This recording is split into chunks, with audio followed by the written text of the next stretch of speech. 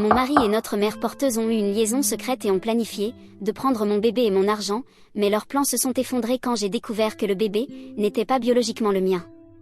Moi, une femme de 33 ans, je traverse l'une des pires phases de ma vie.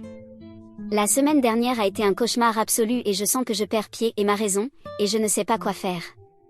Je suis mariée à James, un homme de 35 ans, depuis 6 ans, et nous nous connaissons depuis presque une décennie.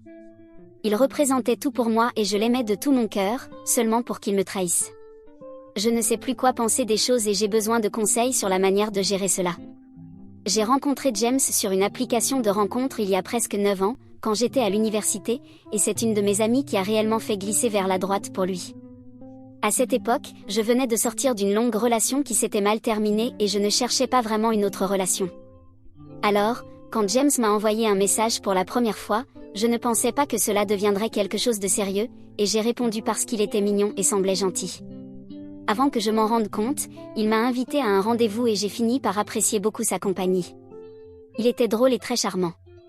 Nous avons fini par avoir plus de rendez-vous, mais les choses étaient très décontractées. Comme je l'ai dit, je me remettais encore de ma relation précédente. James savait comment je me sentais et ne m'a pas pressé pour quoi que ce soit. Il est devenu plus mon ami, à qui je me confiais tout le temps. Il était très patient avec moi et m'a aidé avec beaucoup de choses que je traversais, notamment avec ma famille, dont je parlerai plus tard.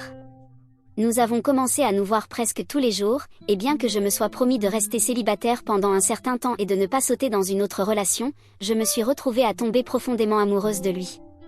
C'était inattendu même pour moi, mais son charme et sa patience m'ont conquise, et en quelques mois, je savais que je l'aimais plus que comme un ami. Je savais qu'il m'aimait aussi, mais il savait également que je n'étais pas intéressée par une relation, alors il ne m'a jamais demandé de sortir avec lui. Environ 1 an après notre amitié, nous tombions définitivement amoureux. Il me rendait si heureuse et aimée, et je me suis finalement sentie assez en sécurité pour lui demander de sortir avec moi, et nous sommes officiellement devenus un couple, au grand désarroi de mes parents. Quant à ma famille, mon père à l'époque était un homme d'affaires et possédait des actions dans de nombreuses entreprises, en plus de gérer l'entreprise familiale qu'il avait héritée de mes grands-parents. Nous étions assez riches, et je dois admettre que j'ai grandi de manière très confortable. Ce n'est pas que mes parents me gâtaient ou quoi que ce soit, mais il n'y a jamais eu un moment dans mon enfance où il me manquait quelque chose dont j'avais besoin. Mon père voulait que j'épouse un homme éduqué et riche qui pourrait gérer l'entreprise familiale. James avait perdu ses 2 parents et n'avait personne d'autre, sauf son frère cadet et sa grand-mère. Il n'avait pas de diplôme universitaire et à l'époque travaillait comme serveur, gagnant à peine de l'argent. Cela ne me dérangeait pas car j'aimais James. Il était mon meilleur ami et me traitait mieux que n'importe quel homme avant lui. Dire que mon père n'était pas content de ma relation serait un euphémisme. Je savais qu'il n'approuverait pas James parce qu'il avait une mentalité très spécifique sur ce qu'il voulait en tant que gendre, et James ne correspondait à aucun de ces critères. Quand notre relation a commencé à devenir sérieuse, mon père a commencé à le critiquer ouvertement, disant qu'il n'était pas assez bien pour moi parce qu'il était pauvre et n'avait pas un emploi convenable alors que je travaillais et avais un emploi bien rémunéré. Il disait que James ne pourrait pas suivre mon style de vie et que je le regretterais plus tard, mais nous sommes restés ensemble malgré ces avertissements. Quand James et moi nous sommes fiancés, mon père était furieux. Il a dit qu'il ne pouvait pas m'empêcher de me marier parce que j'étais trop têtue, mais il m'a pratiquement supplié de faire signer à James un accord prénuptial. Je dois admettre que cela ne m'était même pas venu à l'esprit, mais mon père a dit que beaucoup de gens feraient n'importe quoi pour de l'argent et qu'un prénuptial était un filet de sécurité. Honnêtement, j'ai trouvé insultant qu'il pense que ce que James et moi avions n'était pas vrai et qu'il était seulement intéressé par l'argent. Cela a entraîné une grosse dispute avec mon père. Cela en est arrivé au point où il a menacé de me déshériter si je ne signais pas un prénuptial. J'ai parlé avec James et lui ai dit que peu importait ce que mon père disait, nous nous aimions et je savais que c'était vrai. James a dit qu'il se sentait également insulté que mon père ait même soulevé cette question. Quand je lui ai dit que mon père envisageait de me déshériter et de m'exclure de sa vie, il a dit qu'il ne se souciait pas de signer un prénuptial si cela signifiait que mes parents et moi pourrions être ensemble. À ce moment-là, j'ai pensé qu'il était si désintéressé. J'ai accepté de faire un prénuptial et c'est James qui m'a montré quelques moyens de le faire. En résumé, vous pouvez faire un prénuptial qui garantira que vos biens sont protégés en cas de divorce, mais il existe également des accords prénuptiaux spécifiques qui vous permettent de protéger et de séparer vos biens pour une période spécifique avant de les fusionner après que le temps soit écoulé. Le prénuptial se dissout. Cette période pourrait varier de 8 à 15 ans ou même plus après le mariage. Cela garantit que votre partenaire est dans cette relation pour les bonnes raisons. Nous avons décidé de faire un prénuptial de 8 ans, après quoi il se dissoudrait et nous partagerions les biens. Cela semblait apaiser tout le monde, car c'était une solution à tout. Nous nous sommes mariés après presque 4 ans de fréquentation. Mon père n'était pas très content, mais il a finalement dû accepter. James a emménagé dans mon appartement et pendant presque un an, j'ai payé le loyer et toutes les commodités, ainsi que toutes les factures. Cela ne me dérangeait pas de le faire parce que je savais que James ne pouvait pas se le permettre et je ne voulais pas l'embarrasser en demandant de l'argent, surtout quand je gagnais assez bien et pouvais gérer les choses toute seule. James a continué à être aussi incroyable qu'avant, toujours patient et compréhensif. Il travaillait toujours au restaurant et c'était moi qui finissais par payer tous nos rendez-vous, ce qui ne me dérangeait pas non plus. J'aimais lui donner des choses parce que je savais qu'il avait eu une vie difficile et n'avait pas eu grand-chose en grandissant. Après environ 2 ans de mariage, je pensais qu'il se ressaisirait et essaierait de trouver un meilleur emploi ou au moins de suivre quelques cours en ligne pour acquérir plus de compétences. Mais lui, au contraire, semblait avoir perdu tout intérêt à s'améliorer. À un moment donné, il a quitté son emploi au restaurant. Je ne voulais pas lui mettre de pression, mais en même temps, cela devenait difficile pour moi de gérer les choses toute seule. Ce n'est pas comme s'il aidait avec les tâches ménagères. Il passait toute la journée à se détendre ou à sortir et ne me préparait même pas un repas.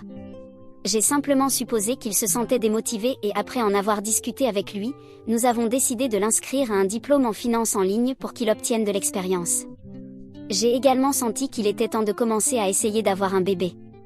J'aimais les enfants et j'avais toujours voulu être mère. J'étais enfant unique, donc plus que jamais je voulais avoir une grande famille heureuse. Je sentais que nous étions dans une bonne situation pour commencer. Je sentais également que le fait d'avoir un bébé en route aiderait à motiver James à travailler plus dur. Nous avons essayé pendant longtemps, mais je n'arrivais pas à concevoir. Quand nous avons vérifié, on m'a informé que j'avais une endométriose et une trompe de Fallope bloquée, ce qui expliquait pourquoi j'avais des règles si douloureuses toute ma vie. Ce diagnostic rendait également la conception et la grossesse beaucoup plus difficiles. C'était une nouvelle horrible et cela m'a beaucoup affectée. Je me sentais inutile parce que je ne pouvais pas faire cette seule chose. J'ai fait beaucoup de recherches, pris plusieurs pilules, suivi une routine d'exercice rigoureuse et abusé de mon corps pour augmenter les chances de grossesse, mais rien de ce que j'ai fait n'a fonctionné. J'ai commencé à perdre espoir lentement. Nous essayions de concevoir depuis un an sans résultat. James m'a soutenu dans tout, il venait avec moi à toutes les consultations et était toujours là pour moi, même quand j'étais à mon pire. Il m'a dit qu'il voulait être père, mais qu'il ne voulait pas que je ruine ma santé juste pour un bébé. Maintenant, je me sentais encore plus mal en sachant à quel point il voulait un enfant. Après un certain temps, j'ai commencé à abandonner l'idée. Je me suis dit que je n'allais pas mettre mon corps à travers cette torture et que si je devais tomber enceinte, cela arriverait naturellement et je ne me mettrais pas la pression. À peine 3 mois plus tard, j'ai reçu la meilleure nouvelle de ma vie, j'étais enceinte. Je ne pouvais pas y croire. James était extatique et ma famille aussi. Ce serait le premier petit enfant pour les 2 familles. J'ai immédiatement commencé à préparer tout pour le bébé. Nous avons acheté des vêtements, un berceau, des jouets et même commencé à préparer la chambre du bébé. Notre bonheur fut de courte durée. Quand j'avais environ 5 mois, j'ai perdu le bébé. Je ne vais pas entrer dans les détails parce que cela fait trop mal d'y penser. C'était un moment traumatisant pour nous tous. C'était un garçon. Ma douleur était indescriptible et je me suis blâmée pour cela. L'idée d'être mère, même pour un court moment, m'a rendue si heureuse et maintenant cela m'avait été arraché. J'ai arrêté de travailler pendant des mois et je n'ai pas eu le courage de regarder la chambre du bébé inachevée. Je suppose que c'est à ce moment-là que notre relation a commencé à changer. Je suis devenue froide et distante avec James. Je pouvais voir qu'il était aussi en deuil, mais à ce moment-là, je ne ressentais que de la pitié pour moi-même. Il a essayé de m'aider autant qu'il le pouvait, mais je lui répondais avec des mots durs et agissais comme une idiote alors qu'il essayait juste d'être solidaire. Cela m'a pris des mois pour surmonter cela et me réconcilier avec James, mais depuis que nous avons perdu le bébé, je pouvais dire que les choses avaient changé. Pendant l'année suivante, nous avons essayé de tomber enceinte, mais sans succès, et j'ai presque abandonné l'idée d'être mère. C'est alors que James a suggéré l'adoption. J'avais beaucoup réfléchi à l'adoption. Des millions d'enfants avaient besoin de parents aimants et d'un foyer, et nous pouvions leur fournir cela. Nous avions plus que suffisamment et nous ne voulions rien d'autre que d'être parents. Nous avons commencé notre parcours d'adoption et cela a été long. Après des mois, nous avons été jumelés avec une mère biologique qui attendait des jumeaux. Nous avons pris contact avec elle et elle nous a aimés immédiatement. Je ne pouvais pas m'empêcher d'être optimiste. Nous attendions des jumeaux, une fois de plus. Notre bonheur fut encore de courte durée. Nous avons commencé à nous préparer. Cette fois, même la chambre des bébés était prête. Ensuite, on nous a dit qu'après la naissance des bébés, la mère biologique avait changé d'avis et prévoyait de garder les bébés. Cela m'a anéanti. Je ne pouvais pas supporter un autre chagrin. Cela m'a pris encore plus de temps pour surmonter cela et je me suis sentie perdue pendant très longtemps. C'était comme si rien de ce que nous faisions ne fonctionnait et j'ai commencé à me détester pour cela. J'ai également pu voir un changement de comportement chez James. Il travaillait maintenant dans une multinationale et ses diplômes avaient porté leurs fruits. Il ne gagnait pas autant que moi, mais maintenant il contribuait à la maison. Notre relation avait connu de meilleurs jours. Tous ces coups avec la fausse couche et l'adoption nous ont causé un grand impact émotionnel à tous les deux et nous avons commencé à nous éloigner. Ce n'était rien de fou, mais je sentais que je me refermais sur lui et au lieu de parler des choses, nous continuions simplement et laissions la distance s'agrandir. Il y a environ 1 an et demi, les choses ont commencé à s'améliorer pour moi. J'ai travaillé plus dur que jamais et obtenu une promotion. James et moi sommes sortis pour célébrer et nous discutions de la façon dont tout serait parfait si nous avions un bébé. C'est alors que James a mentionné l'idée de la gestation pour autrui. J'avais envisagé cette option pendant que nous essayions, mais maintenant que j'avais traversé tant de choses, l'idée d'essayer à nouveau pour un bébé était trop épuisante. La gestation pour autrui semblait prometteuse, mais je ne voulais pas me faire des illusions juste pour qu'elle soit à nouveau écrasée. James semblait enthousiaste et je ne voulais pas lui briser le cœur, bien que je savais que cela pourrait ne pas fonctionner, j'ai décidé de donner une dernière chance. Au cours des semaines suivantes, nous avons fait beaucoup de recherches et décidé de continuer avec cela. J'ai clairement indiqué dès le début que ma priorité principale était ma santé mentale et que je ne pouvais pas supporter une autre déception, alors James a accepté de tout gérer. Il a dit qu'il ferait toute la paperasse, interviewerait les candidates potentielles pour la gestation pour autrui, tout pour que je ne m'implique pas trop. J'étais plus reconnaissante que jamais qu'il prenne en charge ce rôle. J'ai contacté notre médecin et ils ont commencé à me préparer pour une ponction d'ovules. Ils m'ont injecté des hormones et cela a terriblement affecté mon humeur. Après avoir récupéré mes ovules, ils les ont fertilisés avec le sperme de James en utilisant la FIV et après beaucoup de prières, nous avons découvert que nous avions un embryon viable, un bébé arc-en-ciel. Malgré cela, j'ai essayé de ne pas me faire trop d'illusions. Nous avons également réussi à trouver une mère porteuse adéquate. Son nom était Emily, elle avait 24 ans et était prête à porter notre bébé. Je ne me suis pas impliquée dans le choix de la mère porteuse. James m'a dit qu'il s'occuperait de tout car j'étais trop épuisée émotionnellement. J'ai aimé Emily dès que je l'ai vue. James m'a montré toute sa paperasse. Elle ne fumait pas, ne buvait pas, son examen médical était bon et le médecin l'a approuvé. Elle m'a dit qu'elle faisait cela parce que sa mère était malade et avait besoin d'argent supplémentaire pour son traitement. Elle travaillait des heures supplémentaires et restait dans une auberge pour payer les factures, tandis que sa sœur s'occupait de sa mère. Son histoire a touché mon cœur et j'ai promis d'aider autant que possible, car elle me donnait le plus grand cadeau. Nous avons procédé au transfert de l'embryon et après l'implantation, nous attendons généralement un test de grossesse positif après 15 jours, mais nous ne l'avons pas obtenu. Mon cœur a chuté et j'ai prié plus que jamais. Le médecin nous a dit d'attendre encore quelques semaines avant de tout confirmer. Pour le soulagement de tous, 2 semaines plus tard, Emily a fait une prise de sang qui a confirmé la grossesse. 1 mois plus tard, nous avons fait l'échographie et j'ai vu mon bébé pour la première fois. Le technicien a dit que le bébé semblait plus petit pour son âge gestationnel, mais à part cela, tout allait bien. J'étais si soulagée que j'ai pleuré. Nous avons payé à Emily la première tranche, qu'elle a envoyée à sa mère. Elle m'a dit que sa mère n'utiliserait jamais l'argent si elle savait qu'il avait été obtenu par la gestation pour autrui et c'est pourquoi elle restait dans une auberge.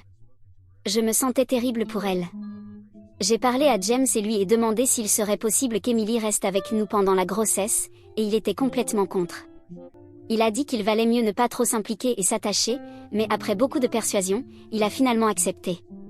De cette façon, nous pouvions nous assurer qu'elle mangeait sainement et n'avait pas à se soucier du loyer, et nous serions toujours proches en cas d'urgence. Emily a commencé à rester avec nous et elle est devenue une amie pour moi. J'étais tellement reconnaissante pour ce qu'elle faisait pour moi que j'essayais de lui montrer ma gratitude de toutes les manières possibles. Je lui donnais même de l'argent chaque mois pour le traitement de sa mère, en plus de ses frais normaux. J'allais à tous les rendez-vous médicaux et m'assurais qu'elle mangeait sainement et restait en forme. J'ai commencé à remarquer que James et Emily se comportaient généralement de manière très étrange l'un envers l'autre. Ils n'interagissaient presque pas. Parfois, je les surprenais en train de parler à voix basse, mais ils s'arrêtaient dès que j'entrais dans la pièce. James a cessé d'être affectueux avec moi quand elle était autour aussi. Quand je lui ai demandé à ce sujet, il a simplement dit qu'il se sentait étrange qu'elle porte son bébé. J'ai compris ce qu'il voulait dire parce que c'était aussi un peu étrange pour moi, alors j'ai laissé passer. Avant que je m'en rende compte, 9 mois avaient passé. Le bébé était toujours petit pour son âge gestationnel, mais à part cela, il allait bien. Enfin, notre bébé arc-en-ciel, Jadon, un petit garçon, est né après près de 43 semaines de gestation. Il était parfait à tous égards. La première fois que je l'ai tenu, j'ai enfin senti que tout en valait la peine rien que pour l'avoir dans mes bras. Je serais éternellement redevable à Emily. Nous l'avons ramené à la maison et avons commencé à nous adapter à la parentalité. C'était tout ce dont j'avais rêvé. Les nuits sans sommeil ne me dérangeaient même pas. James travaillait des heures supplémentaires pendant que je m'occupais du bébé. Il avait obtenu une promotion et était très occupé la plupart des jours. Parfois, il recevait même des appels de travail au milieu de la nuit et rentrait à la maison très tard. J'ai commencé à être irritée parce qu'il passait à peine du temps avec le bébé et je voulais qu'il se rapproche, mais il continuait à trouver des excuses. Environ 4 mois plus tard, j'ai dû aller travailler pour gérer un client important. Je détestais laisser Jadon, mais ils avaient spécialement demandé à me voir juste pour quelques heures. J'ai demandé à James de rester avec notre fils ce jour-là parce que je ne voulais pas qu'il reste avec un étranger et il a accepté. J'ai terminé mon travail plus vite que d'habitude et me suis précipitée à la maison pour être avec Jadon. À ma grande surprise, j'ai vu que Jadon pleurait dans son berceau et que James n'était nulle part. Je me suis précipitée dans notre chambre seulement pour la trouver verrouillée. Je pouvais entendre des voix venant de l'intérieur et j'ai frappé à la porte. Après ce qui m'a semblé une éternité, James a ouvert la porte avec le visage rouge, et quand j'ai cherché dans la chambre, j'ai trouvé Emily cachée sous mon lit. J'ai finalement compris qu'ils avaient une liaison. Bien que je refusais de croire ce que je voyais, je savais que c'était vrai. James a essayé d'expliquer que c'était une erreur et que cela n'était jamais arrivé auparavant, tandis qu'Emily ne faisait que rester là, embarrassée. Je leur faisais confiance plus qu'à quiconque. J'avais ouvert mon cœur et ma maison à Emily et l'avais traitée comme une sœur. J'avais donné à James tout ce qu'il voulait, seulement pour être trahi de cette manière. Il ne se souciait pas de mon bien-être, mais ignorait également Jadon quand il pleurait en bas. J'étais tellement dégoûtée. J'ai pris Jadon et suis allée directement chez mes parents et leur ai expliqué tout. Comme prévu, James est venu supplier mon pardon en disant que c'était une erreur. J'avais déjà été trompée avant et c'était la goutte d'eau qui faisait déborder le vase. Le fait qu'il m'ait trompée avec Emily parmi tous les gens me blessait plus que tout, et il n'y avait rien qu'il puisse dire pour me faire changer d'avis. Je ne pouvais plus être avec lui et lui ai dit que je voulais divorcer.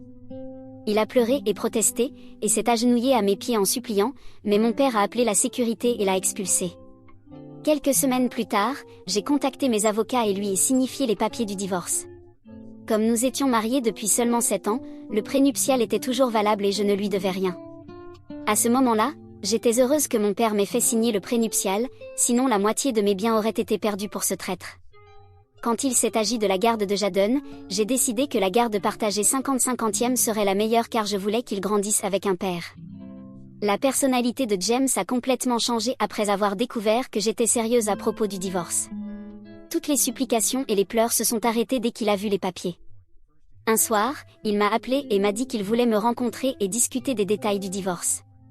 Nous nous sommes rencontrés et j'ai été surprise de voir qu'il avait amené Emily avec lui. Il semblait très satisfait.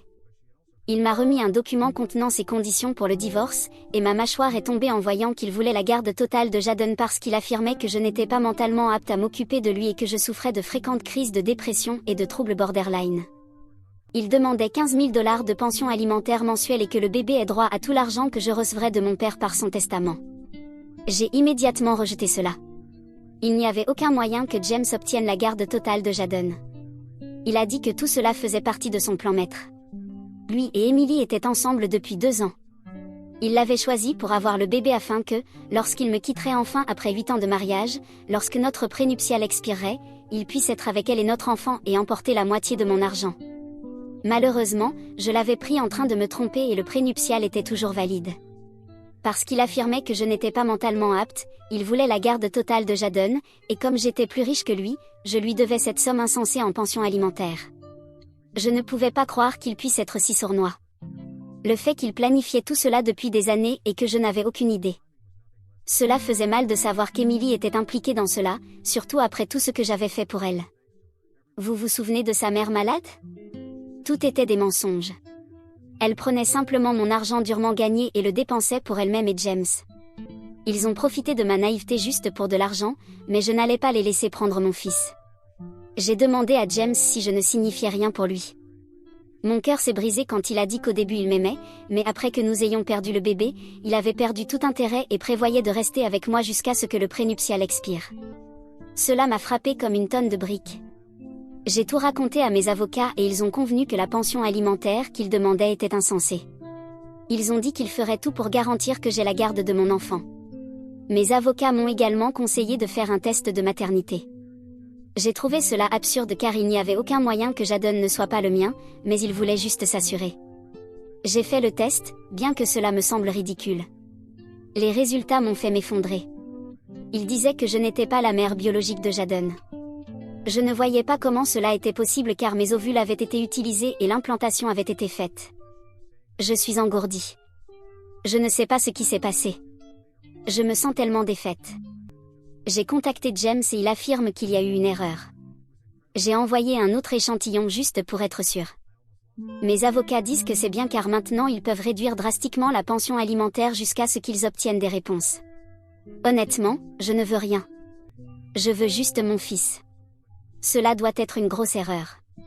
Les résultats doivent arriver à tout moment et j'ai fait faire des tests à James et Emily aussi. Cela doit être une farce élaborée, non? Je ne sais pas quoi faire. Que dois-je faire? Mise à jour 1. Salut, je viens de recevoir les résultats. Il est confirmé que je ne suis pas la mère biologique de Jadon. James est son père biologique et Emily est sa mère biologique. Je viens de recevoir la nouvelle hier et j'ai beaucoup de choses à raconter, mais je ne peux pas l'écrire parce que cela me semble trop réel. Mes pensées sont partout et j'ai envie de pleurer tout le temps. Je voulais juste que vous sachiez, car beaucoup d'entre vous voulaient une mise à jour. J'espère pouvoir partager toute l'histoire quand je ne me sentirai pas si mal. Mise à jour 2. Salut, d'abord, je veux m'excuser pour la mise à jour précédente. J'étais partout et au plus bas de ma vie. Beaucoup d'entre vous voulaient une explication de ce qui s'est exactement passé, et je suis désolée de vous avoir fait attendre. Maintenant que quelques mois se sont écoulés, je me sens enfin capable d'écrire les choses. Alors oui, James a tout avoué. Il a dit que c'était toujours son plan d'avoir un enfant avec moi pour pouvoir obtenir une pension alimentaire. Ils ont fait la FIV en utilisant notre embryon, mais apparemment, cela n'a pas abouti à une grossesse. James savait que je n'allais pas essayer d'avoir un autre bébé si cela échouait et c'était sa seule option. Une fois que lui et Emily ont découvert que la FIV avait échoué, ils ont essayé d'avoir un bébé naturellement et cela a fonctionné presque immédiatement, car Emily était sous l'effet de toutes les drogues de fertilité. Vous vous souvenez quand j'ai dit que nous avions obtenu un test de grossesse négatif et plus tard, on nous a dit que Jadon était petit pour son âge gestationnel? C'est parce que ce n'était pas mon embryon. Cela explique également pourquoi Jadon était en retard de presque 4 semaines. Tout avait du sens maintenant. Mes avocats ont également examiné tous les documents qu'Emily m'avait montrés concernant la gestation pour autrui, la vérification des antécédents, etc. Tout était faux. James les avait fabriqués pour pouvoir me convaincre, ainsi que les médecins, qu'elle était une candidate crédible. Je leur ai même montré toutes les transactions que j'avais faites à Emily pour le traitement de sa mère. Ils ont confirmé que la mère d'Emily était vivante et en bonne santé et qu'elle avait dépensé l'argent pour acheter une nouvelle voiture et d'autres choses matérielles. Mes avocats ont commencé à constituer un dossier solide contre eux et il n'y a aucun moyen qu'ils obtiennent la garde de Jadon, même s'il est biologiquement leur fils. Dans d'autres nouvelles, Emily s'est séparée de James et affirme qu'elle n'avait aucune idée de son plan maître et qu'il avait profité d'elle en lui promettant qu'il l'épouserait et lui donnerait de l'argent. Elle a dit qu'elle avait été manipulée émotionnellement et forcée de passer par la gestation pour autrui sous la pression de James, même si elle ne voulait pas le faire. Elle affirme également qu'il était celui qui avait falsifié tous les documents et lui avait dit de mentir sur sa mère pour obtenir plus d'argent. Elle a dit qu'une fois que la FIV avait échoué, elle avait été à nouveau manipulée pour avoir un bébé avec James afin que leur plan ne tombe pas à l'eau et qu'ils puissent encore obtenir une pension alimentaire après le divorce. Maintenant, elle dit qu'elle ne veut plus rien avoir à faire avec James ou Jadon et qu'elle veut juste une vie paisible. Je ne sais pas combien de ce qu'elle dit est vrai, mais pour l'instant, il semble qu'elle joue la carte de la victime. Pour ce que je sais, elle pourrait très bien dire la vérité car James m'a également manipulée et je n'avais aucune idée jusqu'à récemment. James affirme qu'elle était dans le coup depuis le début, mais toutes les preuves pointent vers lui. Quant à moi, il m'a fallu beaucoup de temps pour accepter que Jadon n'était pas le mien. J'avais également peur de le perdre au profit de ses parents biologiques à cause de cela. Maintenant qu'Emily ne veut pas la garde et que James pourrait être un criminel, la garde de Jadon me revient directement. Je ne suis pas sûre de l'aspect juridique et nous avons une audience de divorce la semaine prochaine, donc je vous tiendrai informé. Mise à jour 3. Salut les gars, je voulais juste clarifier les choses. La gestation pour autrui est légale dans mon pays. Nous avons des directives et des règles très spécifiques que nous devons suivre, c'est pourquoi il faut une éternité pour se jumeler avec une mère porteuse et ils doivent avoir tous les documents pour les soutenir. Donc non, la gestation pour autrui en elle-même n'est pas illégale ici, mais forcer une femme à être une mère porteuse contre sa volonté, ainsi que falsifier tous ces documents, est un crime. Emily affirme également qu'il l'a forcée à avoir le bébé, même si elle ne le voulait pas. En tenant compte de tout cela, le tribunal a condamné James à 8 ans de prison pour ses crimes. Il a plaidé non coupable de tout et le procès a duré presque 3 mois. Il n'a plaidé coupable qu'après qu'ils ont dit qu'il réduirait sa peine de 12 ans à seulement 8 s'il confessait. Je n'aurais jamais pensé que tout cela arriverait. Jamais dans mes rêves les plus fous. Je ne savais pas que j'étais mariée à un être humain aussi vil et dégoûtant et je sens qu'il doit purger plus de temps. Notre divorce a été finalisé il y a 1 mois. Tous les plans de James pour obtenir la garde ont échoué. Il n'obtiendra jamais la garde de Jadon et comme Emily ne veut plus rien avoir à faire avec lui, j'obtiens la garde totale de Jadon. Oui, je ne suis pas sa mère biologique, mais mon nom est sur son acte de naissance. J'ai été la première à le tenir et à l'aimer. Je l'ai aimé avant même qu'il ne naisse. Peu importe ce que les gens disent, Jadon est mon fils. Il a toujours été mon fils. Quand le juge m'a accordé la garde, j'ai pleuré de joie. Je pensais que je le perdrais pour toujours, mais je suis tellement reconnaissante de l'avoir. Mise à jour 4. Salut, waouh, cela fait une éternité. Je voulais juste passer dire bonjour et donner une petite mise à jour. Jadon et moi allons très bien. Il a fêté son premier anniversaire il y a quelques mois et nous nous sommes beaucoup amusés à célébrer son anniversaire. La maternité a été la meilleure chose. Oui, nous avons commencé terriblement, mais je me suis promis de m'assurer que le reste de l'enfance de Jadon soit incroyable. Je vais travailler dur pour m'assurer qu'il soit aimé. James est en prison et je n'ai pas entendu parler d'Emily depuis que tout a été finalisé. J'essaie de tirer le meilleur parti de la situation et d'aller de l'avant. Je sais que le temps guérit tout, même si cela semble si réel maintenant. Je suis tellement heureuse d'avoir Jadon et c'est tout ce qui compte. La vie semble irréelle, mais nous devons continuer et espérer des jours meilleurs.